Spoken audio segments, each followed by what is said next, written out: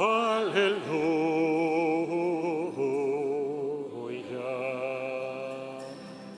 Aleluya. Aleluya.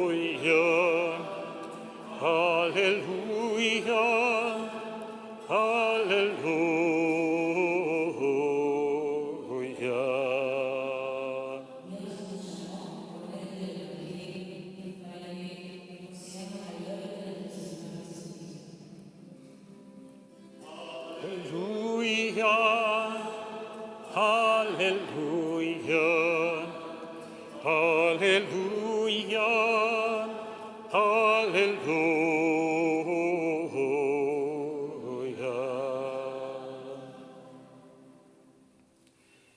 El Señor esté con ustedes.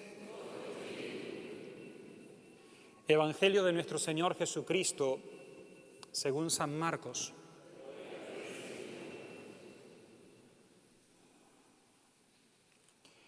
Jesús atravesaba la Galilea junto con sus discípulos y no querían que nadie lo supiera, porque les enseñaba y les decía: el Hijo del Hombre va a ser entregado en manos de los hombres, lo matarán y 3 días después resucitará.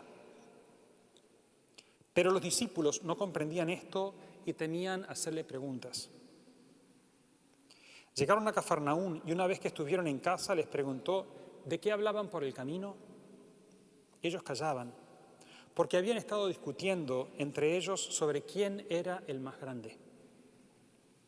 Entonces, sentándose, llamó a los 12 y les dijo: el que quiera ser el primero debe hacerse el último de todos y el servidor de todos. Después, tomando un niño, lo puso en medio de ellos y abrazándolo les dijo: el que reciba a uno de estos pequeños en mi nombre me recibe a mí, y el que me recibe no es a mí al que recibe, sino a aquel que me ha enviado. Palabra del Señor.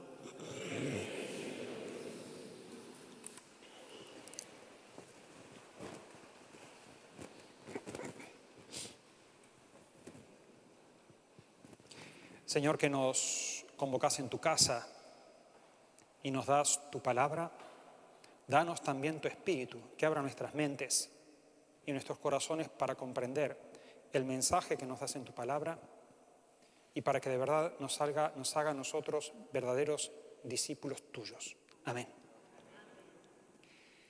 El domingo pasado escuchábamos el centro del Evangelio de Marcos, cuando Jesús, allá en el norte, en Cesarea de Filipo, le pregunta: ¿quién dice la gente que soy yo? ¿Y ustedes quién dicen que soy?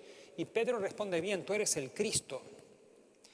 Todo lo que Jesús había venido haciendo, predicar el reino, enseñar, sanar a los enfermos, dar la vista a los ciegos, resucitar a los muertos, era parte de su entrega, pero era también parte de la revelación de quién era Él. Y por eso Pedro responde: bien, tú eres el Cristo. Y cuando Pedro responde eso, Jesús empieza una nueva enseñanza. El Hijo del Hombre tiene que padecer mucho en manos de los sumos sacerdotes, los escribas, los ancianos del pueblo, lo condenarán a muerte y resucitará a los 3 días. Y ahí Pedro no entiende y por eso empieza a rezongarlo. Y Jesús rezonga a Pedro: vete detrás de mí, Satanás, y empieza a enseñar qué es lo que significa ser discípulo. El que quiera seguirme, que se niegue a sí mismo, que cargue con su cruz y que me siga. Hoy estamos en Cesarea de Filipo, bajan hasta Cafarnaún y una vez más se dirigían a Jerusalén y pasando por Galilea, Jesús les iba diciendo: el Hijo del Hombre va a ser entregado en manos de los hombres, lo condenarán a muerte y resucitará a los 3 días. Una vez más repite esa enseñanza. ¿Cuándo es necesario repetir una enseñanza? Cuando algo es difícil de entender y es importante que se entienda. Si yo les digo a ustedes 2 más 2, espero no tener que repetirlo porque no es tan difícil de entender. Pero una vez que los discípulos vieron a Jesús multiplicar el pan para 5.000 personas, alimentar a todos ellos, dar la vista a los ciegos, toda la gente decía: todos te buscan. Los discípulos pensaban que iban a seguir cosechando éxitos.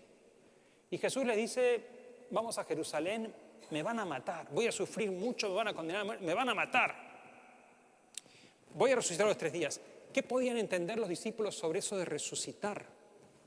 De hecho, un poquito más adelante en este texto dice que después de la transfiguración Jesús les dijo, no digan nada a nadie hasta que el Hijo resucite. Y los discípulos se preguntaban, ¿qué es eso de resucitar? No podían entenderlo. Los discípulos entendían clarísimamente qué era lo que significaba ser rechazado, sufrir mucho y morir. Eso lo sabían clarísimo porque tenían esa experiencia de la gente. Pero no tenían lo que significaba la resurrección.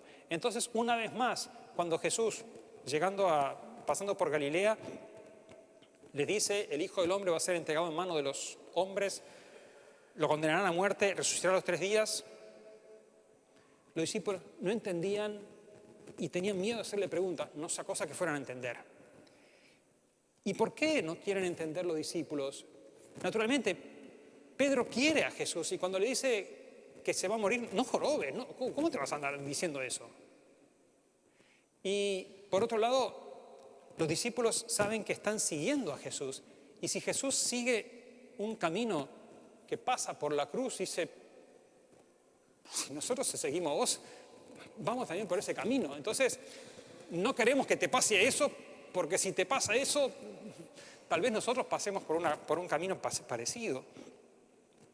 Y este sufrimiento y muerte de Jesús no es simplemente la circunstancia en la cual había gente, sobre todo las autoridades religiosas, que no lo querían a Jesús y ya vimos varias veces cómo se oponían a él y Jesús dijo, bueno, me van a terminar matando. Es mucho más profundo que eso. El domingo pasado leíamos que Jesús decía, es necesario que el Hijo del Hombre sea entregado y acá el Hijo del Hombre va a ser... Las maneras como lo está diciendo indican no simplemente una circunstancia externa, sino que están indicando de alguna manera esto que voy a pasar es parte del plan que Dios tiene. Y eso nos complica todavía más, porque digo, ¿cuál es el plan? ¿El plan del Padre es que el Hijo sufra, que el Hijo muera? No. El Evangelio de Juan dice, tanto amó Dios al mundo que le dio a su único Hijo para que todo aquel que cree en Él no muera, sino que tenga vida eterna. Y Jesús es la manifestación de hasta dónde nos ama el Padre. Y lo que Jesús hace, que es la voluntad del Padre, no es la voluntad del Padre que el Hijo sufra, sino que la voluntad del Padre es que el Hijo manifieste su amor hasta el fin. Y por eso predica el Evangelio y por eso da la vista a los ciegos y por eso da pan a los hambrientos, da la vida a los muertos.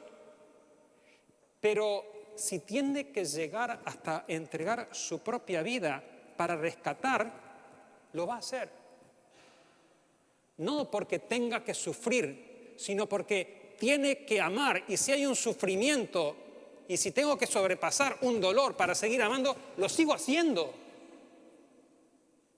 Porque alguien que ama y nunca sobrepasó un dolor por aquel a quien ama, yo me cuestiono ese amor.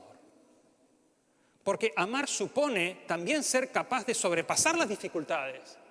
Y si la dificultad supone enfrentarme a todo lo que se enfrentó Jesús, se enfrentó. Y si la dificultad supone enfrentarse a la cruz y la muerte, la enfrenta. Confiado en que el Padre no lo defrauda y que el Padre lo va a acoger y por eso resucitará a los 3 días. Entonces, esta cruz de Jesús no es la manifestación del dolor, qué horrible, porque cuando vemos una cruz, lo primero que hacemos es ¡pam! ¡Qué dolor! Pero si nos animamos a mantener los ojos y no bajarlos ante el dolor, que es el dolor provocado por nosotros, podemos ir descubriendo que detrás de ese dolor hay un amor inmenso de alguien que me ama hasta decir, si por ti, para rescatarte, tengo que pasar la cruz, la asumo. Había una santa, Sant'Angela de Foligno, que meditaba sobre la pasión y leía la pasión y lloraba y lloraba y lloraba porque decía, esto Jesús lo hizo por nosotros. Y entonces, después de eso, se le aparece Jesús y le dice, todo esto lo habría hecho solo por ti. Si vos fueras la única en el mundo, todo esto lo habría hecho por ti. Entonces, este camino de entrega de Jesús es la manifestación de un amor que rescata. Y si el hombre está en lo más hondo, él quiere ir hasta lo más hondo para desde allí rescatar. Y aunque los discípulos no entiendan, y les dice esto, llegan a Cafarnaúm. ¿De qué venían hablando?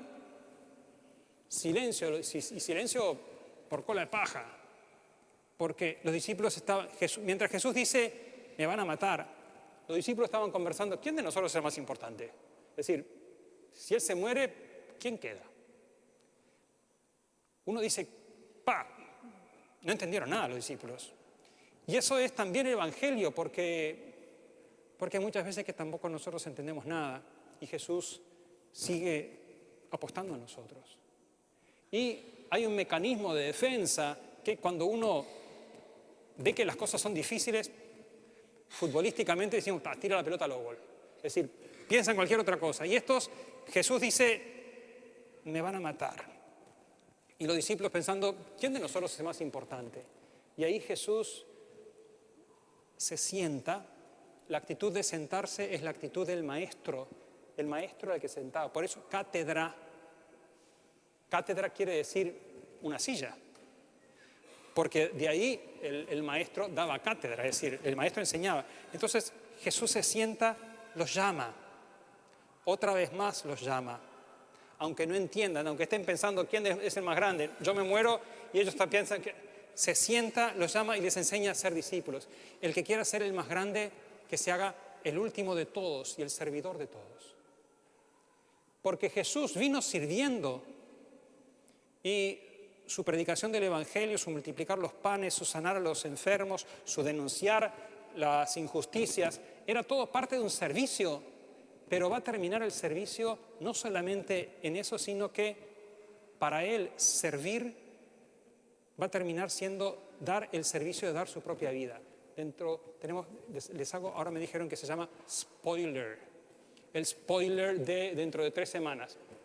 Dentro de 3 semanas, capítulo 10, acuérdense que yo se los dije, vamos a leer por tercera vez. Jesús va a decir, va a anunciar la pasión, el Hijo del Hombre tiene que ser entregado a manos de los pecadores, lo van a condenar a muerte, resucitar a los 3 días, y termina diciendo, porque yo, el Hijo del Hombre, no vine a ser servido, sino a servir y dar mi vida en rescate por una multitud.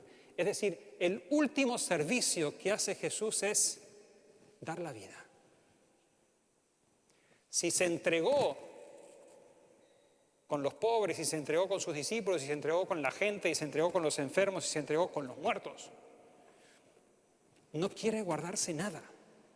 Y dice, me voy a terminar entregando todo, y todo lo que tengo te lo doy, y por eso muero por ti. Y si algo faltaba darle, algo faltaba dar Jesús en la cruz, al final, cuando ya está muerto, le atraviesa en el costado y termina dando también la sangre. Entonces, la entrega de Jesús es el servicio que nos hace para rescatarnos. Es el servicio que nos hace para decir, si vos estás en lo más hondo, yo voy hasta lo más hondo para rescatarte. Y si tengo que morir por ti, lo hago.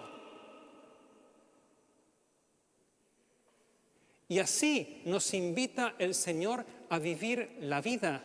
Y nos invita a vivir la vida porque estos discípulos querían ser los más grandes. ¿Quién de nosotros es el más grande? Y están bien hechos, porque estamos bien hechos nosotros. Y por eso tenemos en el corazón un deseo hondísimo, pero también tenemos un corazón herido y unos ojos heridos. Entonces nos contentamos con espejitos de colores y pensamos que los espejitos de colores nos van a dar. Y digo, si tuviera un puestito más grande, o si tuviera un sueldo un poco, o si pudiera hacer un viaje. Y pensamos que un sueldo o una... Vamos a alcanzar ahí lo que necesitamos. Somos ambiciosos, pero pecamos por defecto en la ambición, porque ambicionamos demasiado poco. Y nos contentamos con una casita o con esto o con otro. Somos los hijos de Dios. Y Dios nos entrega su reino, y nos entrega su vida, y nos entrega todo con Él. y nos contentamos con un poquito. Por eso el Señor nos dice, el camino para llegar a lo más hondo, el camino para llegar a lo más alto. El que quiera ser el más grande, que se haga el último de todos y el servidor de todos. Jesús reina sirviendo y nos invita también a nosotros a reinar con Él. Y claro, uno dice reinar, no tenemos idea de lo que es reinar, salvo todos ustedes que leen Hola y se enteran de los reyes que hay por ahí, el rey y la reina tal. Ninguno de ustedes lo lee, pero si se ríen quiere decir que lo están leyendo. Y el reinado de Jesús no tiene absolutamente nada que ver con los reinados estos, porque el reinado de Jesús es el reinado verdadero que se da por una entrega que nos salva. Una entrega de amor, de servicio, de amor que nos salva y nos invita a reinar con Él en el sencillo y apasionante servicio del amor. ¿Querés reinar conmigo? Vení, serví conmigo. Hoy leía un testimonio en Nueva York. Hicieron obispo auxiliar de Nueva York a un inmigrante de El Salvador. Había emigrado ilegal a los 17 años, después entró en el seminario y bueno, después ahora lo hicieron obispo. Y dice, la última vez que visité a mi madre en El Salvador, mamá me dice, sacate, porque los obispos vieron que usan un anillo, porque los obispos son esposos de la iglesia. Entonces, cuando se hacen obispos les ponen un anillo. Y cuando llegué a mi casa, mamá me dice, sacate el anillo y ponete a ayudarme. Y con todo gusto se sacó el anillo y se puso a ayudarla. Porque reinar es servir. Reinar es servir. Y el Señor reina sirviendo. Y no simplemente nos sirve, sino que se sirve Él. Y dentro de un momento se va a hacer pan. Es decir, soy todo para ti. Y si es difícil, si es apasionante el camino, pero si también es difícil, yo me doy a ti como alimento para hacer en ti la fuerza que te hace capaz de recorrer esta belleza del camino apasionante de servir por amor. Que el Señor nos conceda la luz para ver y la fuerza para que recorriendo ese camino experimentamos la alegría inmensa que significa seguir hasta el fondo al Señor.